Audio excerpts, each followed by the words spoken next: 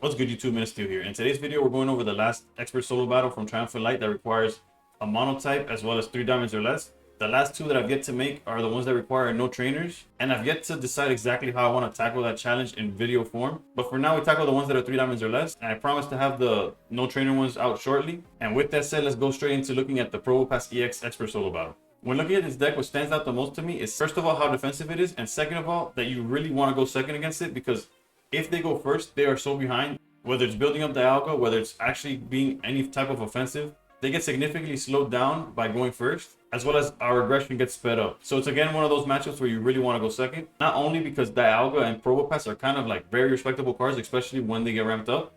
The game plan the computer has is a lot less like exploitable and doesn't do any weird plays that don't make sense for the most part. So basically, this is a deck that's not going to do any random plays that don't make sense. Quickly ramps into either 90 to 100 damage with either of their EXs, and it's very defensive thanks to cards like Adamant, Belt, Potions, and the Probo ability that makes it where it takes less damage. However, that's not to say that it doesn't have its faults. One fault is that it does like to build up the Dialga in the back. If it starts with 2 Dialgas, for some reason, it'll start charging up the one in the back, making it either require seeing a leaf, although they will see it, it makes it waste a leaf, which later on in the game, as you go poking damage, you'll see how it kind of backfires towards the end.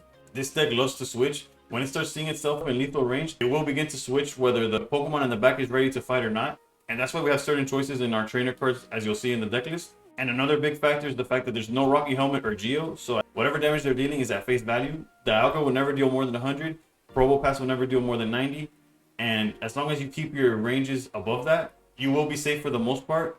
And then the biggest weakness is that they are just EX decks, so you just need to take out 2 Pokemon, while they'll be forced to take out 3 of yours.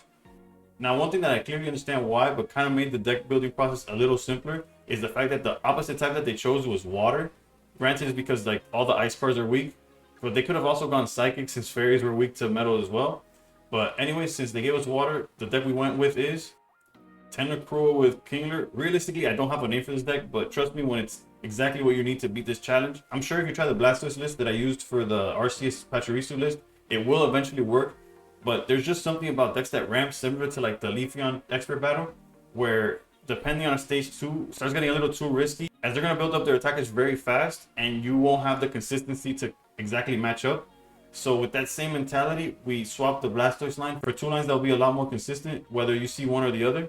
Full transparency, your endgame really depends on Kingler, as it's the heavy hitter, and the potential upside is huge. But when it comes to why I chose Tentacruel and Kingler, it comes to one main detail, which is their HP. The fact that they're above the 100 threshold that this Probopass Dialga deck cannot surpass allows either line that we build up to survive at least 1 hit. And for the most part, since we're trading 3 of our Pokemon for 2 of their EXs, this trade of just surviving a single hit every time is enough for us to apply enough pressure as well as enough damage to take the win.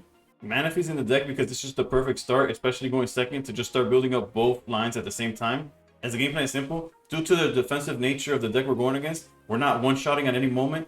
Although we could get lucky with Kingler, there's times where even getting lucky with Kingler won't be enough due to the adamants that they use, the belts, sometimes the Probopass ability is live, so it also takes less damage there. So even the 160 gets hit down to 140 without any additional help. So our main strategy and why Tentacruel is so good with its poison is that we just slowly work them down. The deck we're going against loves to switch their Pokemon out the way. So the main idea and the reason we're playing 2 Cyruses is that we apply pressure to their lead, regardless of whether it's Dialga or Probopass. They'll eventually switch it out once they see it's kind of like in lethal range. I don't know the exact numbers or the math that they do, but trust me, they are very quick to get it out the way. And it's usually at a point where a Cyrus at any moment could knock it out. So you just have to keep that as like a guaranteed point in the back while you start repeating the process with the current lead that they have. And for the most part, you'll be able to knock out the second Pokemon they go into and Cyrus out the one that you hurt earlier. Or at times, you'll be able to dwindle down 2 different Pokemon. And once they go to that 3rd lead, you just do back-to-back turns with Cyrus, and that's enough to take the win. The double Irida is perfect for the early game as it mitigates the Dialga's early swings and keeps us above the 100 HP threshold. The one Misty is because we're not really ramping in this deck or dependent on the point flip. With Manaphy and just taking our time building up our Pokemon, we usually see enough energy. The Misty's mainly if we go first or if we're trying to set up a second Kingler to have as a backup. But instead of a second Misty, I went for the Leaf just to kind of extend the life of some of our Pokemon. Like if they're able to take out the hit and then we leaf it out the way, not only do we have it as an option for later in the game, but conserving its energy makes it so like if we ever bring it back in, it's ready to strike without us having to build it up again. Last but not least, research and Pokeball go without saying. Hopefully, if you're struggling with this challenge, this list works for you, as I truly believe it's tailor-made to beat this challenge. But if you have any questions or suggestions on things that either aren't working for you or things you think I could have done better in this list, feel free to comment down below and I'll reply as soon as I see them. Make sure to stick around for the gameplay to not only see how the deck works in action, but I also added tidbits that maybe I forgot to point out during the breakdown. Ultimately, if this video helped you or you just enjoy all things Pokemon Pocket, please consider liking and subscribing, and above all else, stay pro. Alright, once again going second. Hopefully they play a little bit more so we get a better idea. You see, this is an opening that's like a little more standard for them. Because even if they open double Dialga, they'll charge the one in the back before they do anything to the one in the front, regardless if they're going first or second. All we need to really see is this hope that this research gets us into Krabby and Tentacruel. Fingers crossed, really, because otherwise it goes real downhill, like real fast. Okay, that's none of the above. At least one of them. There's the Krabby. Oof, I thought we found it, but we'll take the at least Krabby. If it would have been none of the above, we would have been in a very unfavorable situation, to say the least. Alright, already going to Probopass. And just gonna go into building that up. Which realistically, here's where I wish we would have had the Tentacruel as well. But let's get damage while we can. Hit him for 40 and then start swinging with the Kingler. This upcoming turn, they can't really do anything to us, so it's fine. Interesting. I wonder what made him do that, because honestly, this is one of those like computers that I haven't found an exploit for. At no point do they forget how to play. But hopefully we find Tentacruel here. Yeah, it's gonna be a high chance. Yeah, even we basically saw two of them, and can't complain about that either. Let's go. Krabby, Tentacruel. Start swinging with Kingler. I'm aware of the adamant, but so we can't one-shot here, but still we put a lot of pressure, especially if we get double heads. But again, I didn't make this deck with the idea that I would swing for 160. It's more like similar to how I felt like Muck was better than Scolipede for this wave of challenges due to skipping, like not having a stage 2. It's the same idea or the same feeling I have with the Kingler play.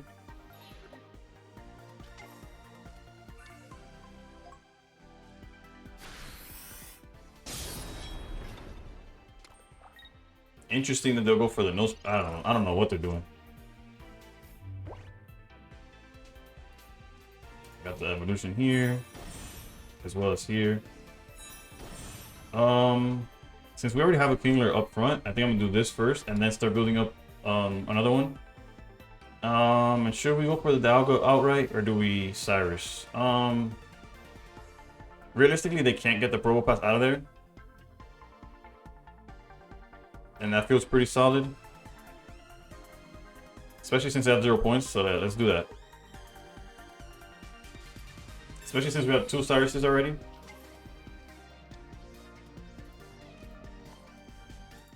Let's see what we got here. That's 1. But if it works, it works. Like, honestly, I don't play for the Kingler to do that, but I'm not against the Kingler doing that, so we'll take it.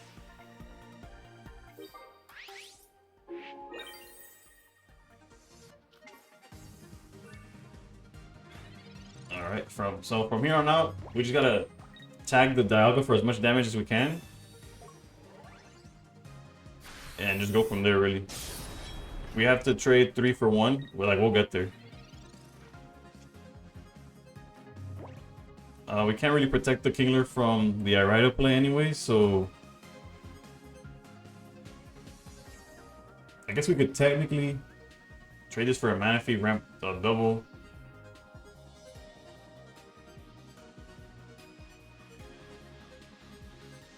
Okay, let's start building up this Kingler here. And just go for as much damage as possible.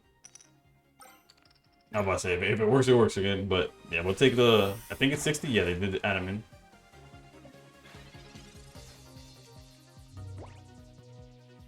Okay, there's a giant cape, which is fine. How are they on potions? They already used all their potions. Another good thing is that they're not playing Geo or Helmet or anything like that, so all our Pokemon are in that threshold where they could each take a hit, which goes a long way into winning the whole game. Alright. And basically Tentacruel could close it out from here, but it's very likely that they swap into the Nose Pass and try doing something like that. But again, we have the Cyrus. That's why we're playing two Cyruses. Because this deck loves doing that. That's one thing I did notice. Whether it's with Leaf or without, they're constantly bouncing in and out with their Pokemon.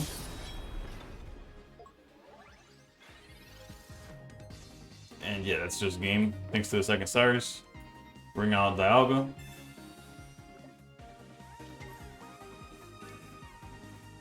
Yeah, is this the only way you could play to beat this challenge? No, I feel like the Blastoise list that I used for the Arceus Pachirisu one could work.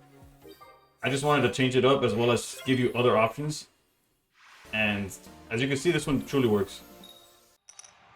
Alright, once again going second. Hopefully we open... Well, this time we didn't open the Manaphy, but we do have a couple of researchers. We have the Misty.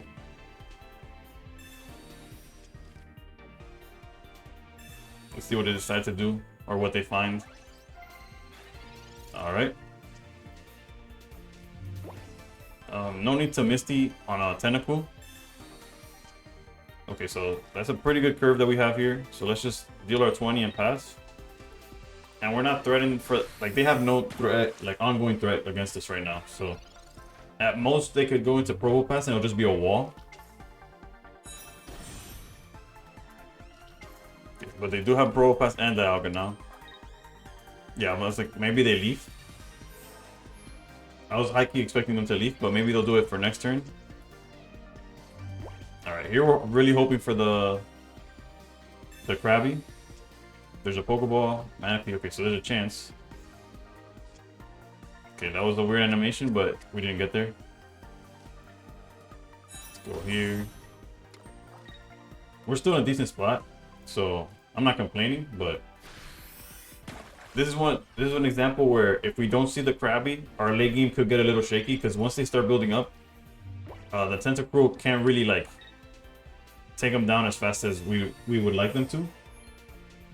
Yeah, next turn they'll probably just Dialga Leaf. So let's see. Okay, perfect. I was like, we really need that Krabby. And we could even Misty here. There's no need for any other supporter right now. And it's... What a blessing. Okay, and it worked. Again, wasn't necessary, but we're not going to complain. And I guess we could give an energy here. And just keep... Let's stick to the game plan. And this is more of like what an average game against this this computer looks like, and what we're trying to aim for, whether it's lead Manaphy and ramp, or Tentacruel and like deal damage, because they will eventually play to like back up the Probopass, which is fine. So the rest of the game, we know that Probopass is a Cyrus away from like Kingler just knocking it out, and that's just how we play the game from now on. The Dialga hits don't really matter because we just ride up, boost up back to over the 100 HP threshold, then we just keep going. Evolve here. We could even start building up a second Krabby, although it shouldn't come up. Like I said, we heal. As long as we're over 100 HP, they can't one-shot us. They're not playing Geo, they're not playing Rocky Helmet, they're not playing any other way to deal any more damage than what the card says, basically. There's no hidden damage that we have to worry about.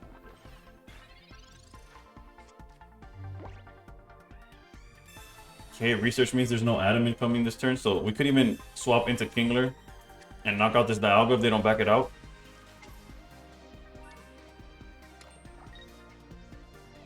Alright, they decided to keep that one. And yeah, with no hesitation, we'll swap into Kingler, knock this one out, and then next turn Cyrus out the Probopass and knock it out as well. We could even leave here just to like preserve energy. And now this is an example where we're gonna be able to knock them out without even like losing a point. Although they are playing Cyrus, so maybe don't quote me on that point, but Kingler flexing on Dialga when he doesn't need to, but we'll take it. And again, as you can see, we already have the Cyrus in hand. Guaranteed knockout on Probopass, unless they activate like Adamant. which they already used one earlier. So actually no, I'm confusing my games. They haven't used one yet, but you get what I'm saying. Okay, they saw it, which honestly just delays the inevitable, especially since we have double Cyrus.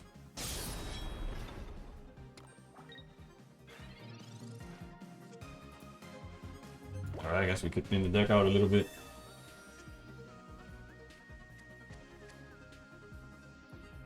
Okay, now we are banking on like a double heads here, although it's not necessary. But it's the only way we end the game right now. Alright. But it's fine. Basically, from here, how many? They've already used both their potions, and we have the Cyrus. So even though they could back out the nose pass, I mean the Probopass, they can't win. Although they will take a point from us, which is something that's why I said don't quote me on the no pointer. Although it is very possible to win without losing a point. What matters to us is that we win at all with opposite type. Well, not opposite type in this case. It's technically opposite type if you think about like the fact that like the ice types are weak to steel, but we're not playing any steel like any ice types, right? So it doesn't really that weakness isn't like really valid, but like I see why they did it. I just don't. At the same time, I don't, I guess, is what I'm trying to get at. But yeah, hopefully this video helps you out in figuring out how to do this. It's not necessarily the hardest one to do, but it is a little trickier because the AI for once is like knowing what they're doing. They're actually playing really well. They charge up with Dialga. They know exactly what to do. At some points they get like tripped up, I guess, when they start dealing when you start dealing damage. They like to switch in and out too much, but other than that, it's very doable. If this video helped you, please consider liking and subscribing, and above all else, stay pro.